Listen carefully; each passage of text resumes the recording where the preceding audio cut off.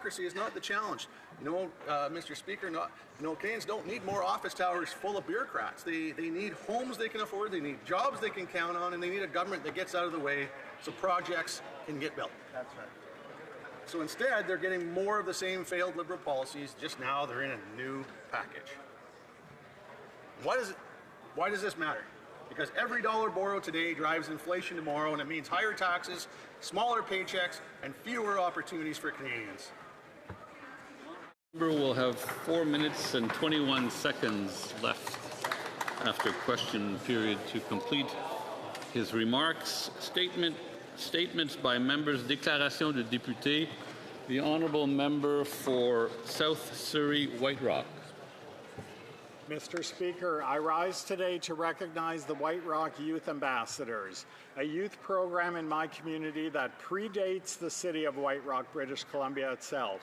Launched in 1952 as the Miss White Rock pageant, a one-time beauty contest, this initiative has evolved into a youth mentorship program benefiting hundreds of young people within their community. In the midst of the pandemic, the program threatened to shut down right when youth needed it most. Fortunately, new leaders Suzanne Smith and Dion Archer Smith revived the program, ensuring this 73-year-old tradition continues. Today, Miss White Rock Wen Shui Ding and her 8 fellow young men and women ambassadors are inspiring their generation to lead through volunteerism and a love of community. I've had the privilege of working alongside these outstanding young leaders in my riding. With a program like White Rock Youth Ambassadors in Canada, the future is optimistic and bright.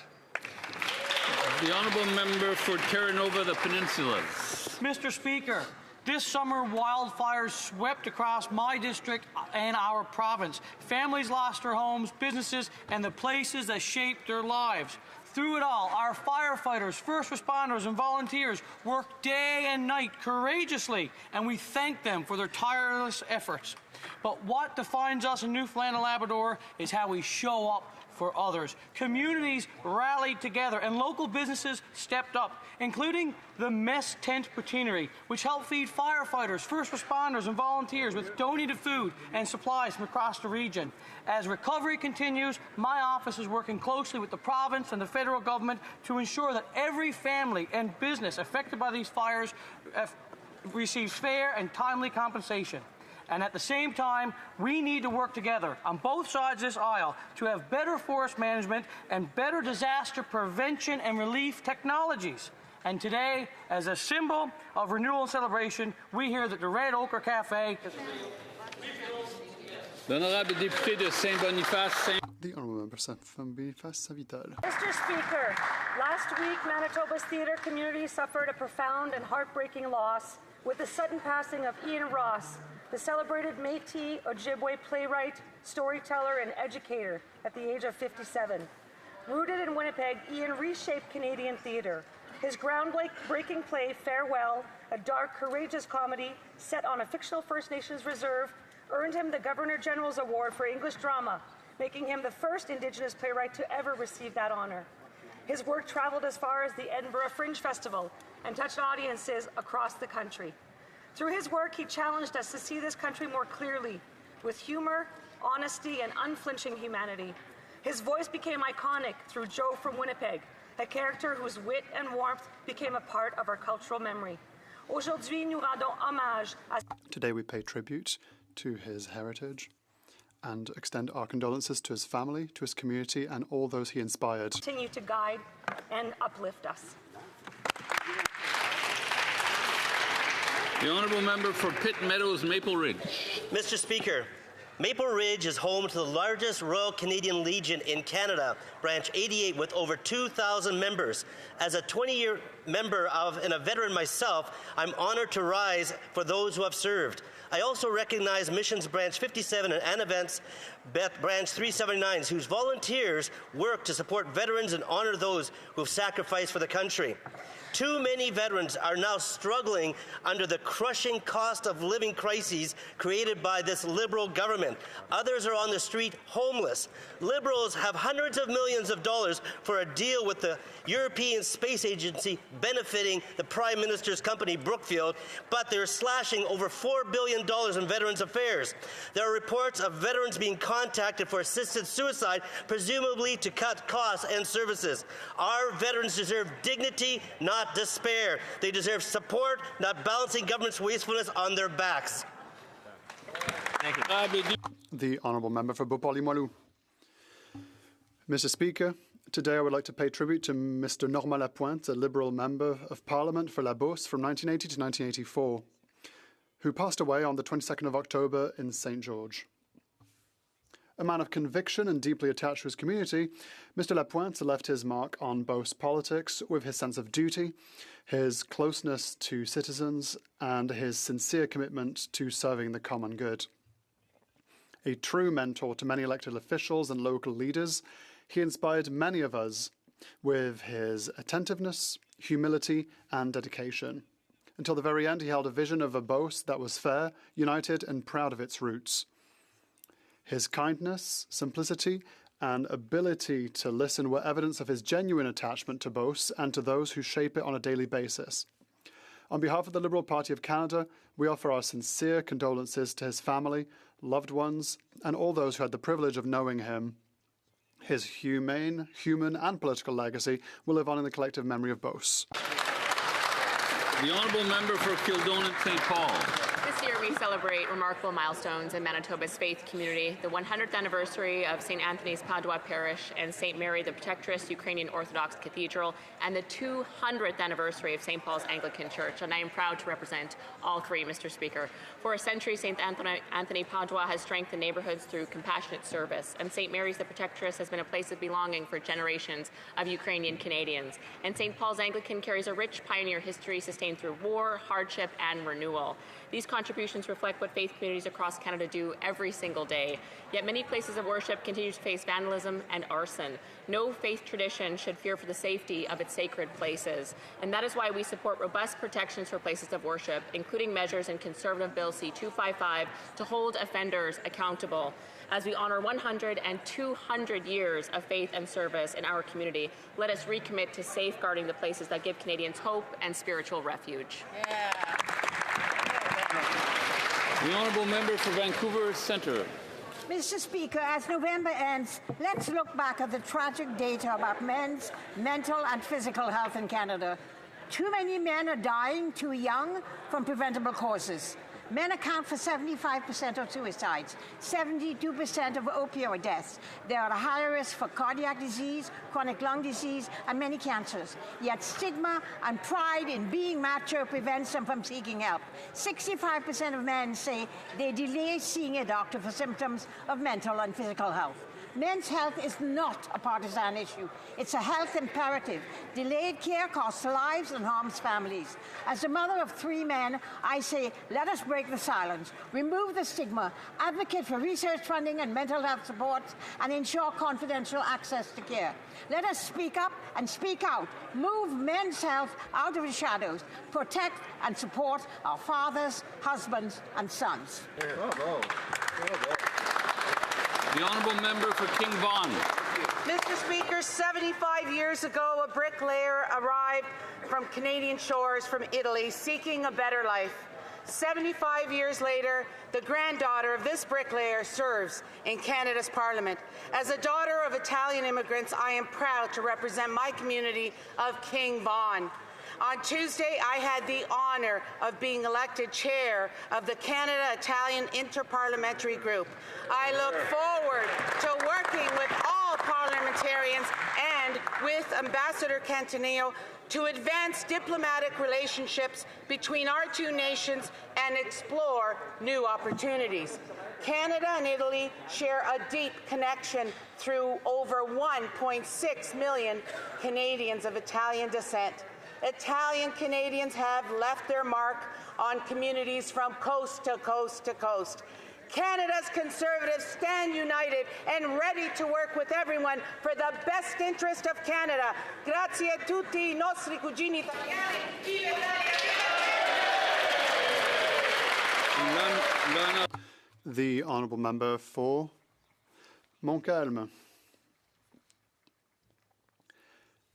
Mr. Speaker, in November 2023, the Health Committee tabled a unanimous report calling for a breast implant registry and recognition of breast implant illnesses. Health Canada has dragged its feet, and 3 years later, nothing has been done. This has been going on for 30 years. Health Canada should be ashamed of neglecting the health of several generations of women in this way. Cancer, anaplastic large cell lymphoma, debilitating fatigue, pain, severe weakness, stiffness, memory and concentration problems, rheumatoid arthritis, and so on. These are all symptoms of breast implant illness. Is this what they want for women? The Minister for Health must exercise her political leadership so that women like Julie Elliott, Terry McGregor, Nancy Pratt, Isabelle Gaston, and all those who are suffering have not suffered in vain. And above all, to prevent other women from suffering as well. When will the Minister finally take action? The honourable member for Mount Royal. Last month, the Quebec National Assembly adopted Bill 2. Clinics in my riding and nearby warned that they may need to close their doors as a direct result of Law 2. Le financement gouvernemental. Government funding and the salaries of the doctors who fund these public clinics will decrease significantly, while these clinics will be forced, under supervision and sanctions, to see more patients more quickly with fewer resources and for longer hours. Clinics care for over 415,000 people in the West End of Montreal and offered more than 1 million appointments last year. Wow. They employ almost 400 doctors, and 6 to 8 weeks from now, many of these clinics may close, not because of choice, but because of Law 2. If the law forces them to close, their patients will have no choice but to go to already overcrowded emergency rooms. C'est catastrophique pour les patients. This is catastrophic for the patients of my riding and patients throughout Quebec. I call on the Quebec government to amend Law 2. The honourable member for Richmond Centre Marpole. Mr. Speaker, British Columbians are now seeing the consequences of this Liberal government's reckless hard drug decriminalization. That's right. Even Premier David Eby has admitted, I was wrong. It wasn't the right policy. Communities in Richmond, Vancouver, and across the province are experiencing open drug use, rising disorder, and families increasingly afraid to walk in their own neighborhoods. This crisis did not happen by accident. It happened because the federal Liberal government granted BC an exemption that allowed the possession of fentanyl, crack, cocaine, and meth on our streets. Frontline officers, health experts, and local leaders have been pleading for help, yet this government still refuses to take responsibility. Will the Liberals end this hard drug experiment now? The honourable member for Winnipeg South. Mr. Speaker, I rise today to honour the life of Colleen Jones, a Canadian curling great and a fixture in Canadian broadcasting for decades. A 6-time national champion and 2-time world champion, Colleen was a trailblazer whose excellence inspired generations, especially young women who saw in her what was possible. Beyond the rink, she brought warmth, humor, and unmistakable energy to television, connecting with viewers as naturally as she competed on the ice. On a personal note, I fondly recall the lighthearted banter she once shared with my father, Don Duguid, during major curling broadcasts, moments that captured the camaraderie and joy at the heart of our sport. Mr. Speaker, Canada has lost a champion, a storyteller, and a role model. I ask all members to join me in offering condolences to her family, her teammates, and the many Canadians she inspired. Thank you, Mr. Speaker.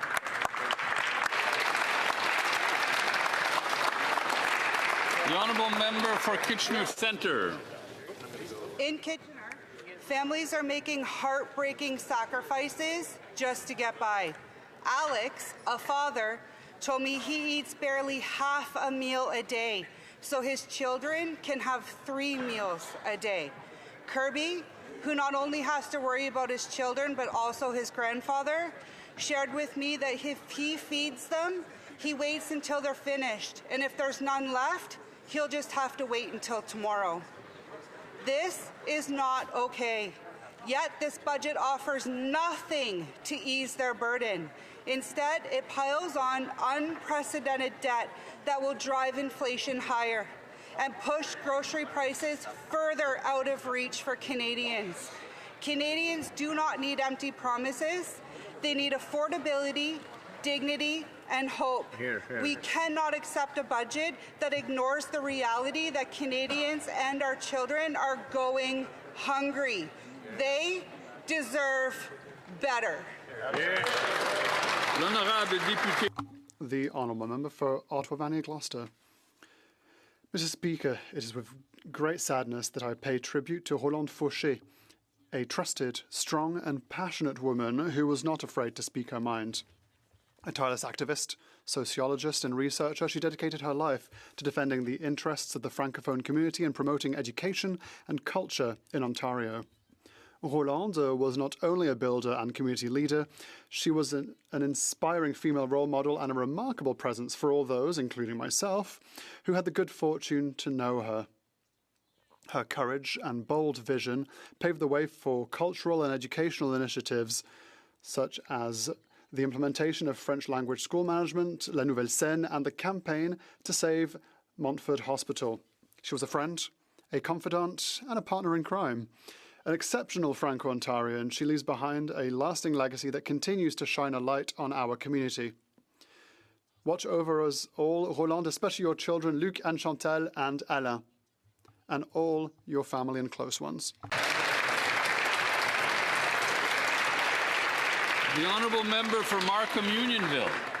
Mr. Speaker, 2.2 million Canadians line up at food banks every single month, and the unemployment rate is 6.9%. Yet, as chair of Brookfield, the Prime Minister helped the company avoid $6.5 billion in Canadian taxes through offshore tax havens. While the Prime Minister dropped the most expensive budget in Canadian history outside COVID, the Liberal government has shown us their top priority, making Brookfield richer. Mr. Speaker, Canadians need transparency about the total incentive structure acting on our Prime Minister. Canadians need to know that this doubling of Trudeau's deficit is serving our total national interest, not simply those in the Prime Minister's circle. Mr. Speaker, Canadians need to know, is our Prime Minister incentivized to serve all Canadians? Hear, hear. Hear, hear. The Honourable Member for Halifax. Mr. Speaker, I rise today to celebrate the life and legacy of a true Nova Scotian legend. Throughout her decades-long careers in curling and journalism, Colleen Jones broke down barrier after barrier, smashing through glass ceilings. A two-time world champion, 6-time national champion, and 16-time provincial champion, having played more Scotties games than any curler in Canadian history, she was a staple in Canadian athletics. If that weren't enough, Colleen had a 40-year career at CBC, where she made history as the first female sports anchor in Halifax. In 2015, she said the following: "My feeling is, do the things that make us happy now, because tomorrow isn't guaranteed. Appreciate life, don't sweat the small stuff, and enjoy the ride." I only met Colleen a couple of times, but I think she took her own advice, and I'm very hopeful that she enjoyed her ride. I'd ask all members of the House to join me in remembering this incredible woman and paying our respects to her family, friends, and loved ones. Thank you.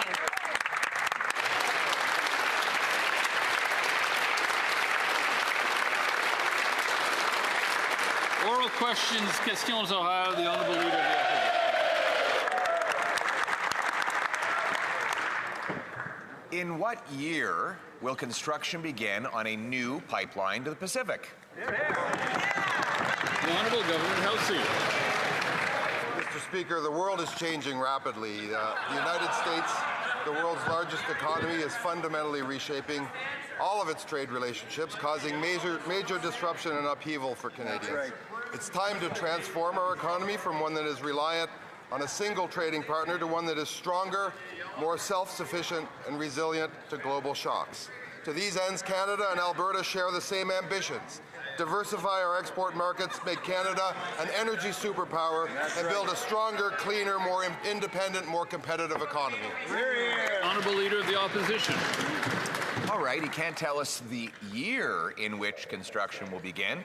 Can he tell us in what decade will construction begin on a new pipeline to the Pacific? The Honourable Minister of the Environment and Climate Change. Mr. Speaker, today is a really important day because we are taking important steps forward on cooperative federalism. The Prime Minister has been clear, and we've always known, we cannot reach our climate objectives if we are not working with all of the provinces and territories. Today, Alberta has committed to work with us on clean electricity regulations. They've committed in this agreement to work towards a stronger industrial carbon price. They have committed to work with us on methane regulations. Those are important steps forward for Canada to move towards its climate objectives, and we will keep doing that work. The Honourable Leader of the Opposition. So they don't know the year that construction will begin. They don't know the decade that construction will begin. And the Environment Minister couldn't even bring herself to utter the word pipeline in her answer to the question. And what today's deal allows a proposal for a pipeline to go to an office in 7 months, which will then be studied for 2 years, after which the Prime Minister will give a pipeline veto to the BC NDP Premier, who's already said he's against. Isn't this pipeline going to be built in the year never? The Honourable Government House Leader. Actually, Mr. Speaker, this is a big, large, great, grand day for Canada. Our government has reached an important MOU with Danielle Smith, the Premier, and the province of Alberta that creates an energy transition in all aspects of energy. It sets the stage for an industrial transformation. It will make Canada stronger, more independent, more resilient, and more sustainable, and it will include the largest carbon capture project in the world. It will mean all of Alberta's energy resources are among the lowest energy intensive in the world. The Honourable Leader of the Opposition. Don't tell us when a pipeline will be under construction. Let's just unpack the Prime Minister's allusion here. He's telling the Keep It in the Ground caucus of the Liberal Party that they just need to be quiet because there won't be a pipeline anyway. What he will do is delay it for several years until after a prospective election, during which he can dangle a possible pipeline in front of the people, but after which he can hand veto power that is not in the Constitution over to the BC NDP Premier, who will block the thing from ever happening. Isn't it true that this isn't a pipeline? It's a pipe dream. The Honourable Government House Leader. Mr. Speaker, the country, indeed the world, is calling out for serious leadership, for cooperative leadership, for leadership that brings people together and parties together. I don't think this leader has any conception of what is required to do the kind of development that he is proposing. Of course we will consult and deal with the Premier, the duly elected Premier of British Columbia. Of course we will and have a duty to consult with First Nations. Of course we will do this in a cooperative way. We'll do it in the Canadian way, and we'll do it in the right way, Mr. Speaker. The Honourable Leader of the Opposition. Mr. Speaker, they will stand in the way, is what they will do. We know that the only thing stopping a pipeline from Alberta to the Pacific is the Prime Minister. Let's unpack the legality of it. The Constitution, Section 9210A, gives the federal government exclusive approval power for a pipeline. Bill C-5, a bill the Prime Minister pushed through the House of Commons, and we even supported him, gives him the power to approve it. So we only need him to do one thing for this pipeline to happen. Get out of the way. Will he do it? Honourable Minister of the Environment and Climate Change. Mr. Speaker, when Canadians elected our government, they were clear. They wanted to see us build a strong Canada, and they wanted to see us build it well and build it together. They wanted to see that we could work together as a country, and that means that we do things like this agreement with Alberta that helps us move forward on industrial carbon pricing, moves forward on methane regulations, moves forward on clean electricity. but also respects other jurisdictions like the province of British Columbia, with which we must seek agreement. The Honourable Leader of the Opposition. Well, she accidentally told the truth, Mr. Speaker. She didn't say that it moves forward on a pipeline. She said it moves forward on an industrial carbon tax. A carbon tax that will increase the cost of everything it takes to build a home. So it's a tax on homes. On everything it takes to grow food. So it's a tax on food. It's a tax that drives production out, paychecks down, and the cost of living up. Meanwhile, it does not move forward with a pipeline. We as Conservatives believe in clearing the way to get pipelines built. In other words, we would build a pipeline without a carbon tax. They would build a carbon tax without a pipeline. The Honourable Government House Leader. Again, Mr. Speaker, I suspect Canadians are straining to find the Leader of the Opposition credible on any of this. What this Memorandum of Understanding does is create a carbon capture and storage system that will lead the world. It will include, of course, bringing together of partners with whom we have a duty to consult and with other jurisdictions. It will create jobs in the electrical system. It will create construction jobs. It will create opportunity across Western Canada, Mr. Speaker, but most importantly will make Canada an energy superpower. Why can't the Leader of the Opposition see that? L'honorable député de Belleuil. The Honourable Member for Belleuil-Chambly. Mr. Speaker, on November 27th,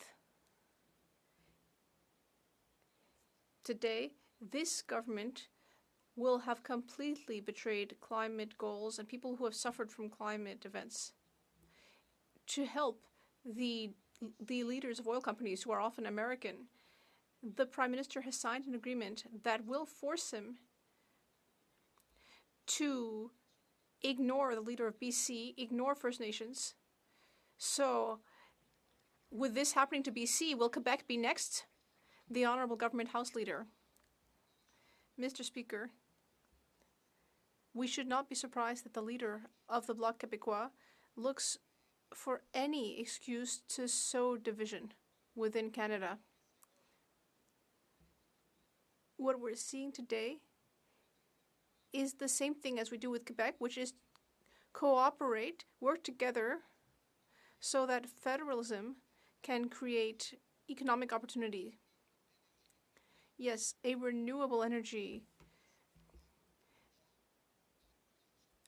a climate of opportunity for young people. How can the leader of the Bloc Québécois object to that? The Honourable Member for Belleuil-Chambly. Let's not even pretend to claim that it could be because they haven't read their own documents. Because if you read it, it's pretty clear.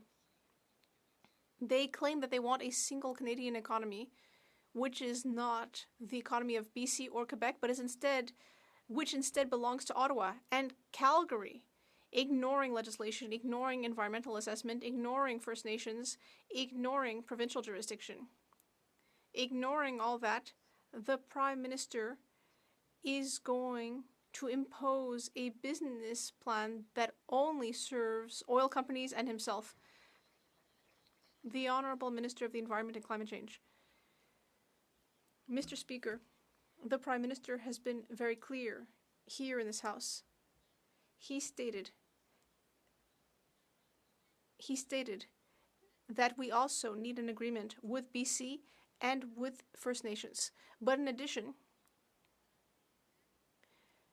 this agreement includes significant commitments to the province of Alberta regarding the industrial carbon pricing system for methane regulations for clean energy, and we will continue to work closely with all provinces in order to fight climate change. The Honourable Member for Belleuil-Chambly. It sounds like I just heard the Minister of the Environment say that she agrees with this odious agreement which has abandoned the oil and gas emissions cap and even electricity production within what she just said. Yesterday, I asked whether this government would formally and solemnly promise to never force BC to accept a pipeline or force First Nations to accept it. The government House Leader, who often says the opposite of the truth, rose and said yes, he should have simply remained seated. The Honourable Government House Leader. On the contrary, Mr. Speaker, I am getting up. I am standing up. I am standing like all of my colleagues on this side of the House because we have work to do. We have the work of building a nation, working together with provinces, consulting First Nations, and building a climate framework which will enable us to reach net zero by 2050. And we will do that by working with all Canadians from coast to coast to coast. That is what we are going to do. That's what voters asked us to do. And no matter what the Bloc Québécois says, we are here to build Canada strong. The Honourable Member for Charlebourg Saint Charles, Mr. Speaker, in Canada's in the Canadian government conflict of interest legislation, when it comes to the regulations that public office holders must respect, it is clearly indicated that to favor a person or organization through a person who has been retained to represent them is not allowed. The federal Liberal member for Laval-les-Îles is currently being investigated by Quebec's chief electoral officer because he participated in Ottawa flim-flammery. Can the Prime Minister confirm that none of his ministers or members are part of that flim-flammery? Next question. The Honourable Member for Charlebourg Saint Charles. Mr. Speaker, I once again am coming back to federal conflict of interest legislation. We know that the federal MP for Laval-les-Îles is currently being investigated by the Quebec Chief Electoral Officer. That is a fact. So my question is simple. Can the Prime Minister confirm that no member of his cabinet or caucus are part of that scandal? The Honourable Government House Leader. Mr. Speaker, that is not a question that has to do with the administration of this government. But I can confirm that all of the members and ministers on this side of the House carefully follow the ethics code, which is one of the strictest in the world. For Windsor West. Speaker, people in Windsor are tired of hearing promises. They just want to know why this Prime Minister stopped fighting for them. He said he would go elbows up at the U.S., but when he failed, he shrugged and said, who cares? Workers in Windsor care. Our auto sector and suppliers care. Conservatives care. Meanwhile, the U.S. signed an $80 billion nuclear deal with Brookfield, the Prime Minister's own company. Why is it that every time the Prime Minister travels, business only gets better for Brookfield, while Canadians are left out in the cold? Secretary of State for Labour. Mr. Speaker, I find that member's suggestion that the Conservatives care interesting, because the Conservatives voted against 18,000 construction jobs at Darlington Nuclear Project, 9,700 jobs at the Northwest Transmission Line in BC, over 10,000 jobs at the LNG2 facility, 5,000 jobs at the graphite mine in Quebec. These investments represent real progress for workers. So here's something that we should know. Conservatives vote against jobs and Canadians. Our new government stands up for workers and jobs. Good job. The Honourable Member for Windsor West. Mr. Speaker, last week we found out this government sent 500 million tax dollar payers to the European Space Agency. And guess who owns half the UK campus that money is going to? You guessed it right, Mr. Speaker, Brookfield. All at the same time, Windsor workers are being shut out of plants, contracts are stalling, and families are worried about their future. Why is the Prime Minister sending money overseas, helping a company he's tied to, instead of fighting to protect jobs in Windsor, which has the highest unemployment rate in the country, Mr. Speaker? The Honourable Secretary of State for Labour. That member voted against the largest infrastructure investment in Canadian history, Mr. Speaker. Jobs for the IBEW, jobs for the carpenters, jobs for the airmen, jobs for the union members in his riding, Mr. Speaker. We will be building big, building with steel, building with Canadian steel, Canadian lumber, Mr. Speaker. When will the Conservatives get on board with Canadian workers, Mr. Speaker? Mr. Speaker, there is yet another scandal, Mr. Speaker. In the federal budget, this Liberal government is prioritizing money for modular housing. So is Brookfield. The Prime Minister is prioritizing nuclear energy.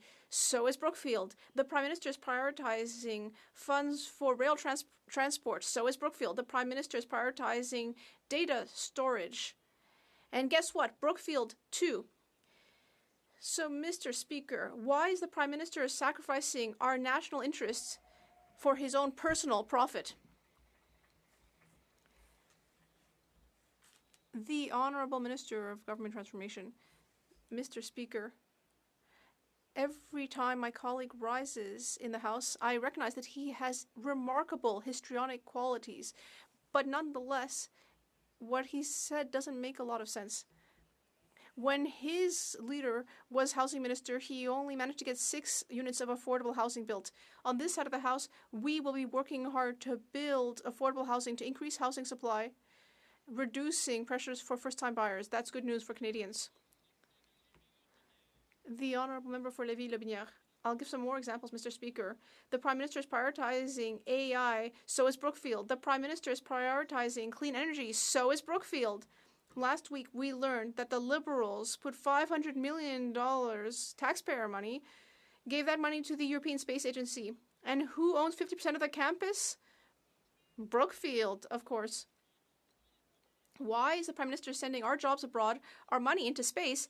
Why is he placing his own financial interests before those of all Canadians?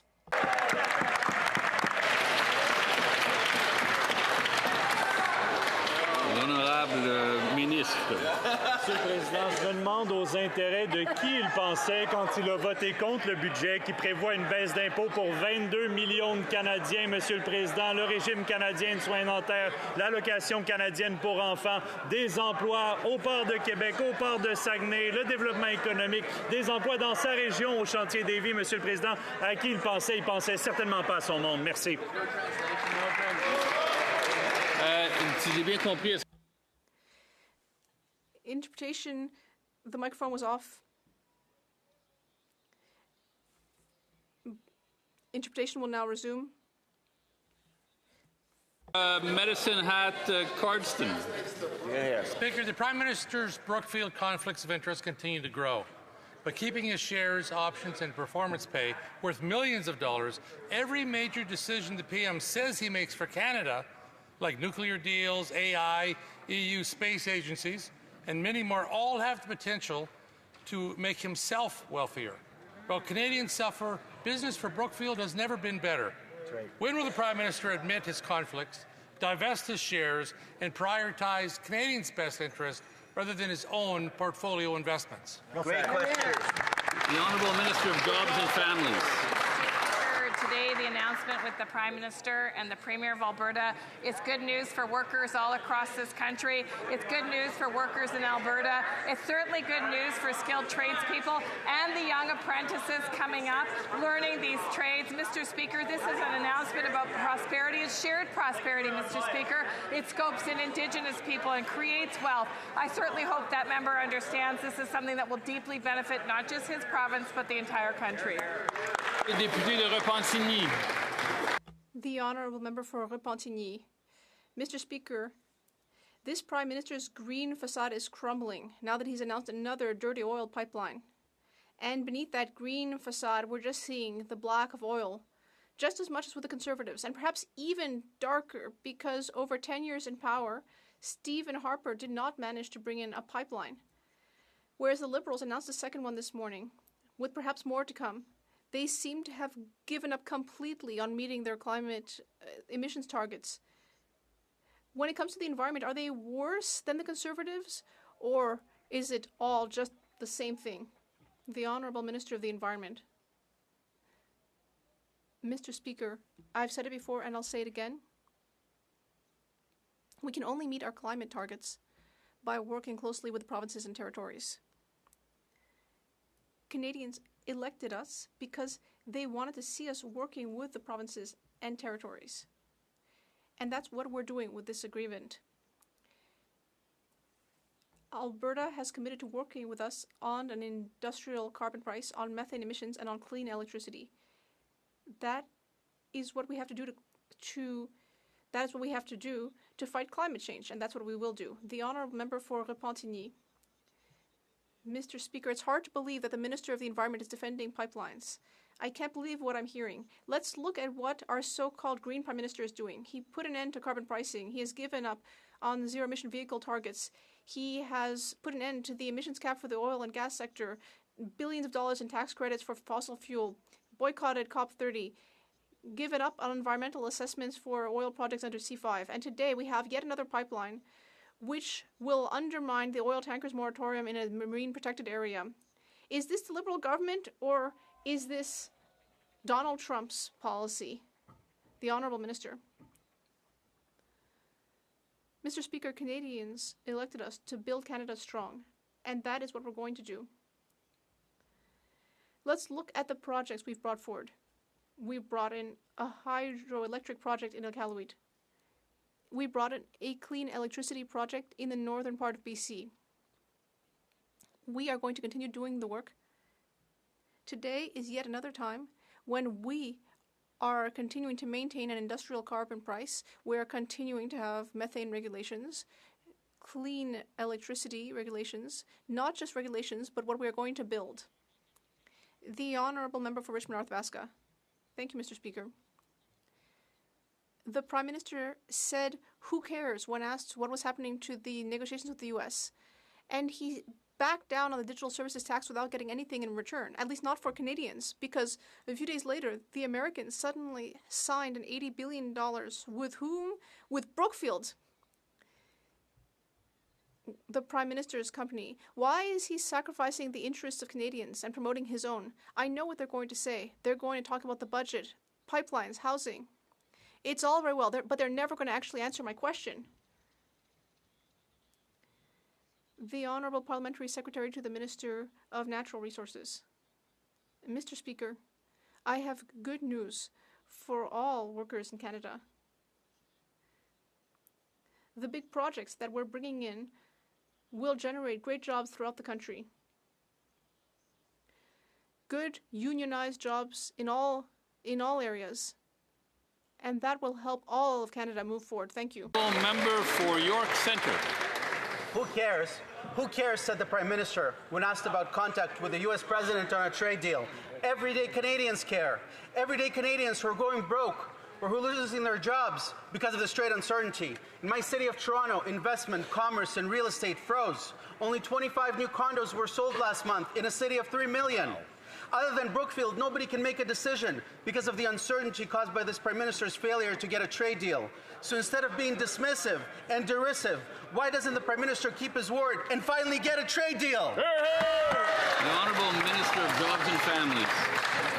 Yesterday, I stood with the Prime Minister and the President of DeFasco as we announced additional supports for steel, for lumber, Mr. Speaker, for the communities and the organizations and their employees that have been deeply impacted by tariffs. And Mr. Speaker, they're not only encouraged by our support, but they're excited about the future. And you know why, Mr. Speaker? Because they have an opportunity through Buy Canada policies to pivot their products and sell to Canadian projects. And Mr. Speaker, that's what Canadians expect, that we invest in ourselves, that we take care of ourselves, something these guys can't get. Exactly. The Honourable Member for Richmond Hill South.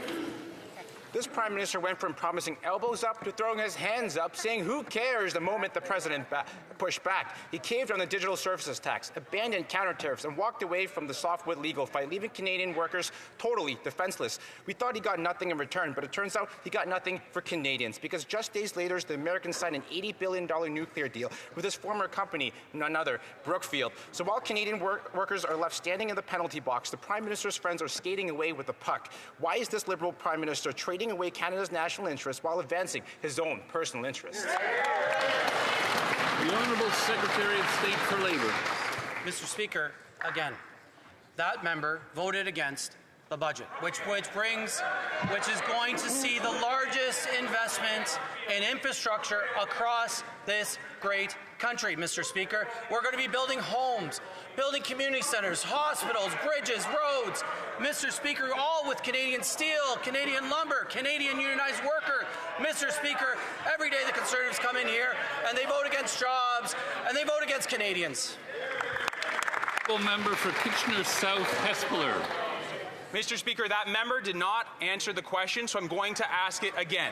The Prime Minister caved on counter tariffs, on digital services taxes, on legal disputes with the softwood lumber. We thought he was getting nothing for Canadians, but it turns out he was getting lots for his company, Brookfield. Days after he was in the White House, the Americans signed an $80 billion nuclear reactor deal with Brookfield. Why is it that everywhere the Prime Minister goes, Brookfield gets a sweet deal and Canadians get no deal? Why? Honourable Minister of International Trade. Mr. Speaker, speaking about trade, Canadians know that 2/3 of our economy is powered by trade. We're opening doors for Canadian products to reach new global markets. We signed new trade deals with Ecuador, Indonesia, an investment agreement with UAE, securing $70 billion commitment for more investments in Canada. This is what this government is focused on, is opening new doors and more opportunities for Canadian workers and businesses. Thank you, Mr. Speaker. The honourable member for Niagara West. Mr. Speaker, can the Prime Minister explain to Canadians why every time we ask about a conflict of interest with Brookfield, his answer is basically, who cares? Nothing to see here. Just ignore the fact that I used to run the place. Because Canadians are starting to wonder, if Brookfield were any closer to this government, would it need a visitor's pass or just a set of cabinet keys? So my question is simple. How can Canadians trust decisions aren't being made in the boardroom instead of the House of Commons? Or is this Liberal government now offering loyalty points for conflict of interest? The Honourable Secretary of State for Financial Institutions. Mr. Speaker, Canadians made a decision on April 28th between two visions for this country. A vision of hope, a vision of leadership, versus slogans and division. Our Prime Minister is a world economic and business leader. He has traveled the world building up relationships and signing deals to build our economy, something that leaders never worked a day in. Thank you, Mr. Speaker. Member for Peterborough.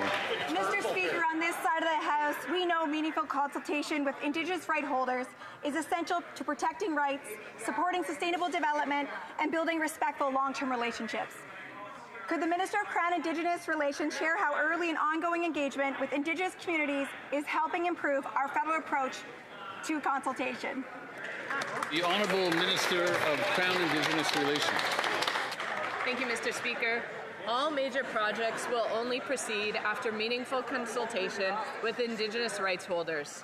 We cannot and will not move forward at the expense of Indigenous rights. Budget 2025 invests $10.1 million in the federal initiative on consultation.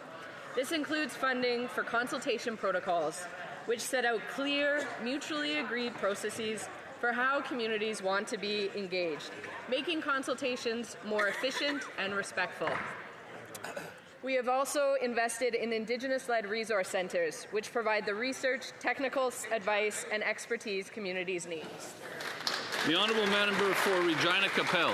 Mr. Speaker, the Liberals killed the Northern Gateway pipeline project, making Canada more dependent on the U.S. Now this Prime Minister is putting on a big show, but he's setting up another process for a pipeline to fail, with new hurdles and hoops, and worst of all, a massive increase to the industrial carbon tax. The proposed pipeline is never going to happen because this Prime Minister is giving a veto to the BC Premier. But what is guaranteed to happen after April 1st is Albertans will pay a very real and very massive hike to the industrial carbon tax. Why is this Prime Minister more intent on hiking carbon taxes instead of building pipelines? The Honourable Government House Leader.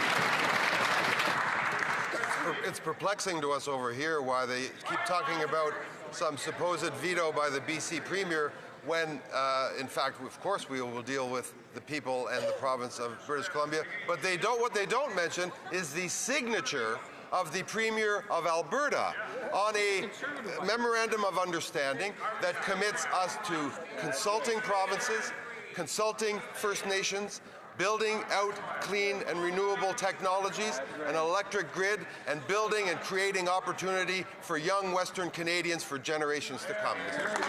For Regina Capel. It doesn't matter how many signatures they put on that MOU if they give a giant veto stamp to the British Columbia Premier, Mr. Speaker.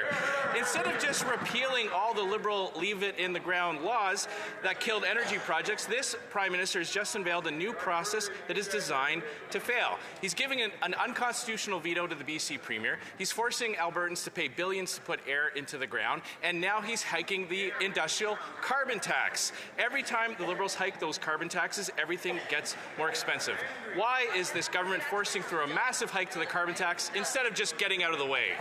The Honourable Government House Leader. As Canadians watch this debate unfold, Mr. Speaker, they will take note of lines like putting air into the ground. In fact, we are putting carbon into the ground.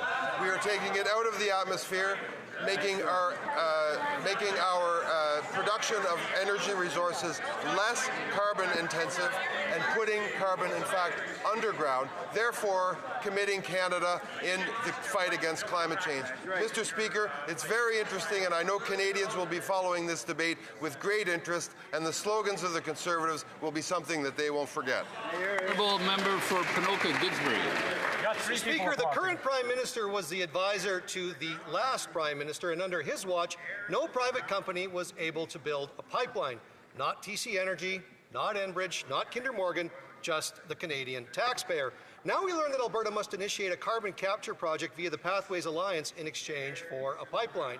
And who has a significant stake in Entropy, one of the leading Pathways carbon capture companies? Well, it's none other than the Prime Minister's company, Brookfield. Oh, wow. Which begs the question, is the only way anything can be built in Canada is if Brookfield profits? The Honourable Government House Leader. Mr. Speaker, the owners of the Pathways project for carbon capture and storage are in fact 6 oil and gas companies, all of whom operate in the province of Alberta and employ thousands of... The honourable member for Ponoka-Didsbury. We know that the Prime Minister has been meeting with Brookfield executives behind closed doors. This is the same Prime Minister who served as board chair of Brookfield Asset Management. And now we learn that he won't allow Alberta to build a pipeline unless it initiates a $16.5 billion carbon capture project where Brookfield profits. The taxes and royalties from a pipeline should be used for doctors, nurses, roads, schools, police, housing, and securing our country. But instead, billions will now pour into the coffers of corporate giants and liberal insiders, including, of course, Brookfield. How much revenue does the Prime Minister have to divert to his own company before he demands that Canada just simply change its name to Brookfield? The Honourable Government House Leader. Mr. Speaker, I think the members across, and maybe in particular those members from the province of Alberta, really underestimate how strongly their constituents feel about having a plan to reduce our carbon emissions, reduce the intensity of our energy production, to, yes, lead the world in carbon capture and storage, to build an energy grid throughout Western Canada that makes sure renewable energy gets across Western Canada, and most importantly, they underestimate the hopes of the parents of young Albertans who want to see a future for them in that province, and that's what this thing does today. The Honourable Member for Cloverdale-Langley City. Mr. Speaker, the Prime Minister's own cabinet and caucus are fighting over this pipeline announcement. Ministers are worried, BC Liberal caucus members are seething and angry, and leaks are coming out by the hour. Meanwhile, Canadians know the real issue. Without a pipeline to the Pacific, the United States is basically our only market for Canadian oil. We cannot reach global buyers until we have coastal access. When will the Prime Minister stop managing caucus drama and start using his authority that he already has to guarantee a pipeline built to the coast? The Honourable Secretary of State for Labour. Mr. Speaker, today is an important day because this MOU means jobs in clean energy, jobs building data centres, jobs building the largest carbon capture project in Canada. Mr. Speaker, jobs for young people, good union jobs for the building trades, for the IBW, for the iron workers, for LIUNA, for the UA, for the millwrights, for the workers who build this country every day. The Honourable Member for Cloverdale-Langley City. Mr. Speaker, approving a nation-building project like a pipeline to the coast is the Prime Minister's responsibility. It sits squarely in the federal government's hands. But instead of owning that responsibility, the Prime Minister is letting the NDP Premier in BC have a veto. And he's doing it to calm the anger in his own caucus, not to move the country forward. Mr. Speaker, when will the Prime Minister stop hiding behind the NDP Premier and make the call that only his government has the jurisdiction to make? The Honourable Government House Leader.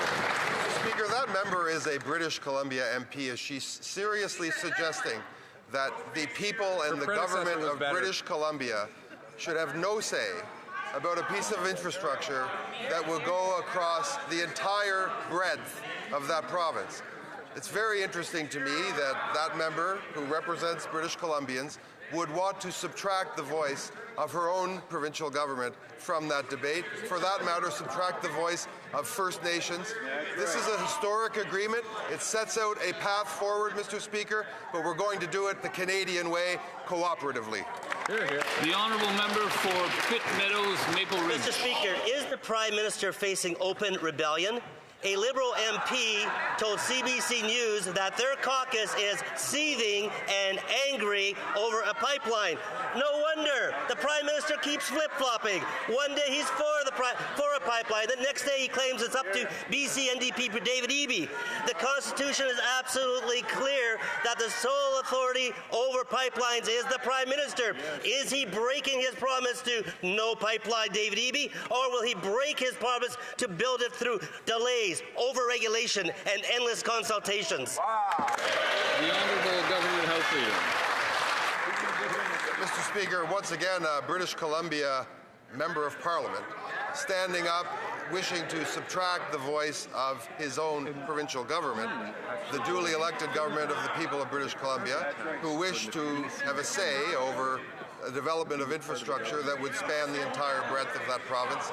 I think when that member thinks a little more seriously about this issue, he will agree that cooperative federalism and working with provinces, including Alberta and British Columbia, on things like this historic announcement today are the right way to go. The Honourable Member for Peace River, Westlock.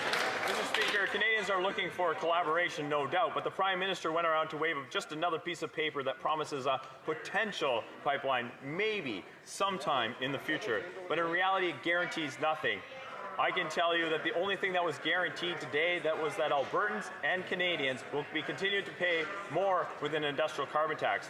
Mr. Speaker, Canadians are looking for a guarantee. So the simple question is, can the Prime Minister guarantee what year will shovels be in the ground on this proposed pipeline?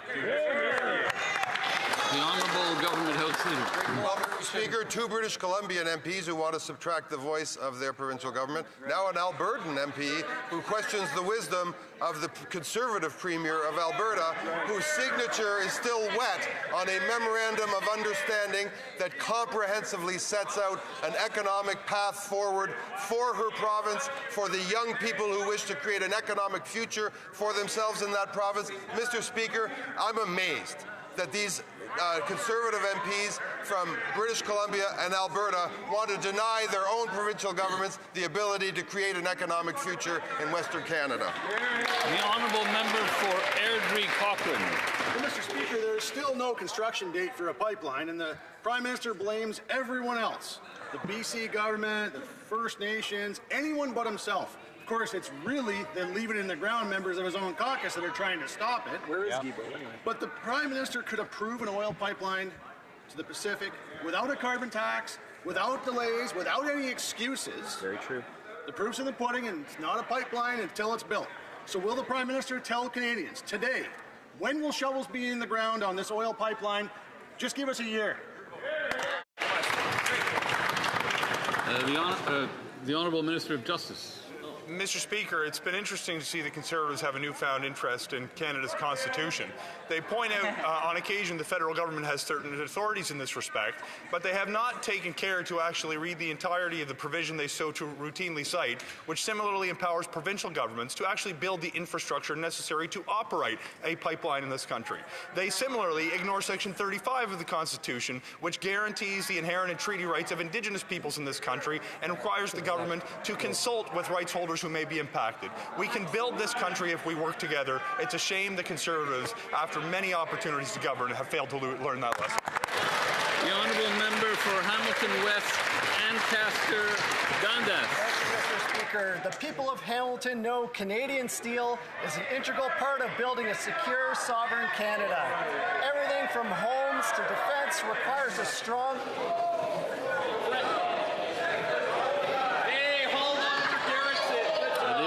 member. I'll let the honourable member start over, but without gesticulation. The honourable member for Hamilton West, Ancaster Dundas. Thank you, Mr. Speaker.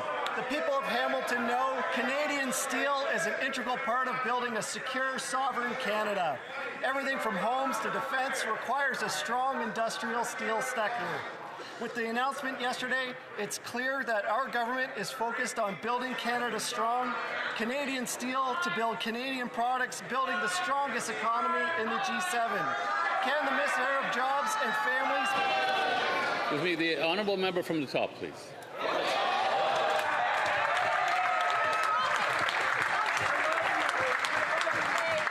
Thank you, Mr. Speaker. The people of Hamilton know Canadian steel is an integral part of building a secure, sovereign Canada. Everything from homes to defence requires a strong industrial steel sector. With the announcement yesterday, it's clear our government is focused on building Canada strong. Canadian steel to build Canadian products, building the strongest economy in the G7. Can the minister... Obviously, some members want to hear this over and over again. So from the top.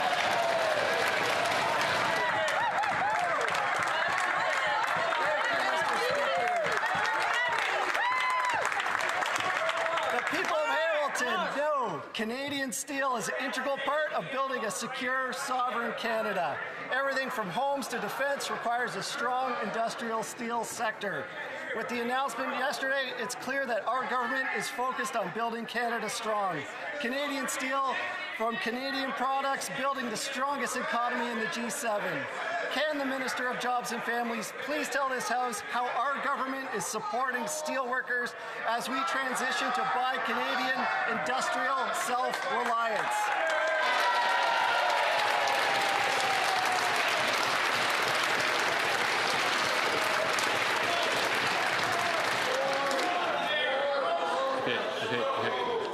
Now we have to hear the answer. So the honourable minister of Finally, Mr. Speaker, Hamilton gets a voice in the honourable minister of Jobs and Families. Thank you very much, Mr. Speaker. Finally, Hamilton gets a voice in the House of Commons with this strong MP who had to repeat his question 4 times, Mr. Speaker. How disrespectful to the workers of Hamilton who are really struggling and working so hard to pivot to new product and to new markets. And that's why standing beside DeFasco yesterday, Mr. Speaker, one of the backbones of our steel industry here in Canada, and the Prime Minister, as we continue to support that industry to pivot to new markets and to new product, was so important. Mr. Speaker, on this side of the House, we'll listen to the steel industry. The honourable member for Haliburton, Kawartha Lakes.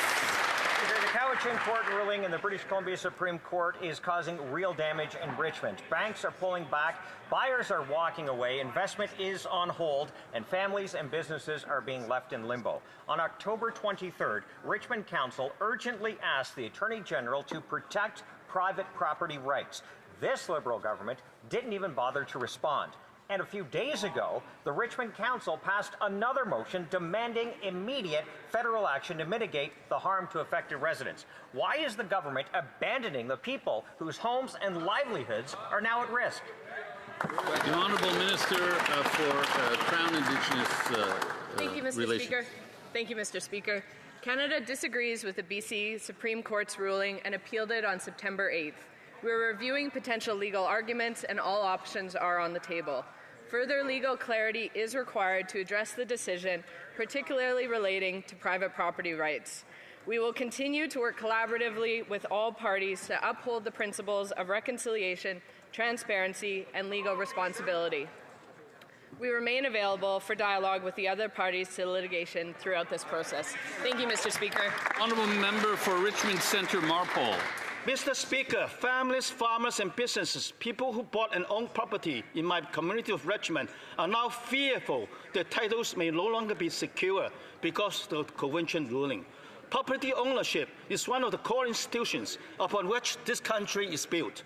This Liberal government's failure to properly fight for and communicate with folks in BC has created an environment of fear and dread that they may soon lose their rights over their own property. What will the minister do to ensure that countless BC residents will not lose their rights as property owners? The Honourable Minister. Thank you, Mr. Speaker. Our government disagrees with the BC Supreme Court's decision and appealed the decision alongside the Government of British Columbia, the City of Richmond, Musqueam, Tsawwassen, as well as the Cowichan. We absolutely understand the concerns of residents, which is why we have taken this step. We're reviewing potential legal arguments, and all options are on the table. As this case is before the courts, I will not comment any further. Thank you, Mr. Speaker. The Honourable Member for Cowichan, Malahat, Langford. This appeal will drag out for years. The Cowichan Tribes versus Canada court decision continues to put private property rights at risk. Uncertainty is now escalating into anger and unrest. Landowners are unable to get mortgages, businesses are building facilities in the U.S. instead of BC, and neighbours are turning on each other with verbal threats. Will the Prime Minister finally show some leadership and confirm this appeal will always protect private land title and acknowledge that this is an existential threat to the institution of private property ownership across Canada? The Honourable Minister. Thank you, Mr. Speaker. As I've mentioned multiple times in question period today, as well as past question periods, our government disagrees with the BC Supreme Court decision, and we are appealing it. We are reviewing all options, and as this case is before the courts, I will not comment any further. Thank you, Mr. Speaker. The Honourable Member for Etobicoke Lakeshore. Across the country, Canadians are seeing a rise in hate, threats, and intimidation aimed at our communities. If the Conservatives are finally ready to put safety of their own communities first, the Combating Hate Act is right in front of them. Right. Mr. Speaker, can the Minister of Justice tell us what this legislation will mean for the safety of our neighbourhoods, schools, and places of worship? The Honourable Minister of Justice. Mr. Speaker, Canadians want this Parliament to take action to combat a rising trend of hate crimes in this country. For our part, we have introduced Bill C-9, the Combating Hate Act, which seeks to protect Canadians by putting in place criminal penalties for those who would commit hate crimes against people, whether on the doorsteps of our religious institutions or in our committees more broadly. This is an important day in the future of this legislation. The Justice Committee will be looking at the specific clauses of this bill after question period today, and Canadians will come to understand which parties are interested in protecting communities against hate and which are more interested in obstructing and delaying this legislation. When Canadians are watching, I hope we can demonstrate a spirit of The Honourable Member for Calgary Nose Hill. A senior Liberal debating my bill to stop leniency for non-citizens convicted of serious crimes said this: if someone is going out there and raping another individual, do we really believe that they are going to get special treatment from a judge? Well, the very next day, there was a report of a non-citizen in Barrie being convicted of raping a 13-year-old little girl and impregnating her twice. And the rapist had been given an adjournment to see what impact his guilty plea would have on what? His immigration status. Oh. Will the Liberals admit that they were wrong?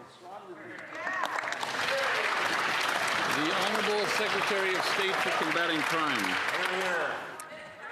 Mr. Speaker, there are provisions in place if a non-citizen commits a crime and serves a sentence. Right. They are removed from Canada, Mr. Speaker. CBSA works on these cases, and they prioritize criminal cases, in fact, when making removals. Thank you. Honourable Member for Courtenay Alberni. Mr. Speaker, this Liberal government is trying to revive a failed bitumen pipeline from Alberta through BC that went nowhere under Stephen Harper's Conservatives and still has no First Nations consent. Talks about ending the oil tanker ban to enable this scheme in an MOU without BC at the table and without coastal First Nations involvement is harming a critical relationship and getting things done. Does this Prime Minister actually realize that pushing a project the coast has already fully rejected is breaking trust with coastal First Nations?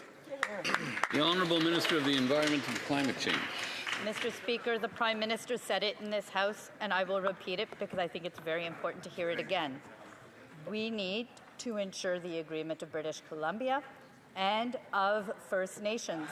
That is an important part of how we work forward on building a strong Canada, and I hope that if by repeating it, everyone can make sure that those words are heard. The honourable member for Vancouver East. At no time during the campaign did the Prime Minister say the tankard ban will be lifted or changed. BC Coastal First Nations is saying loud and clear that the tankard ban is not up for negotiation, and no MOU will change that.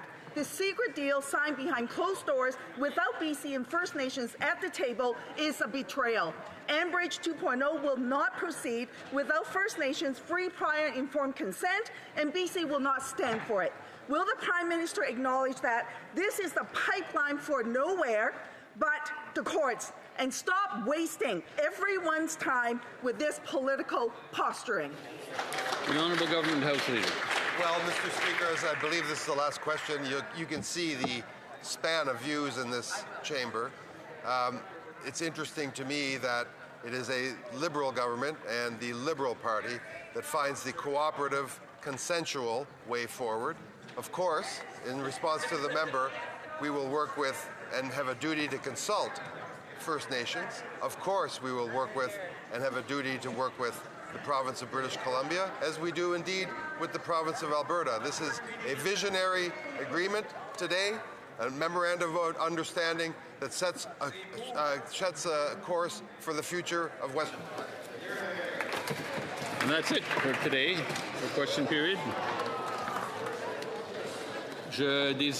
I wish to inform the House that the volume of the earpieces will now be readjusted. I say that's it for question period, but we actually have one more question today, and it's the Thursday question. The Honourable Opposition House Leader.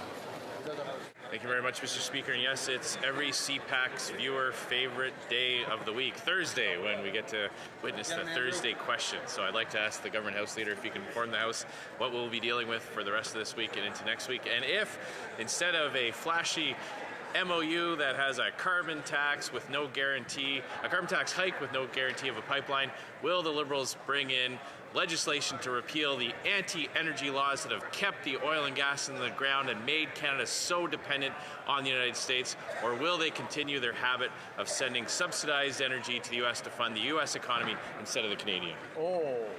Well, Government House Leader. Mr. Speaker, I won't trouble you once more today with the exciting details of our memorandum of understanding with the province of Alberta today, but I will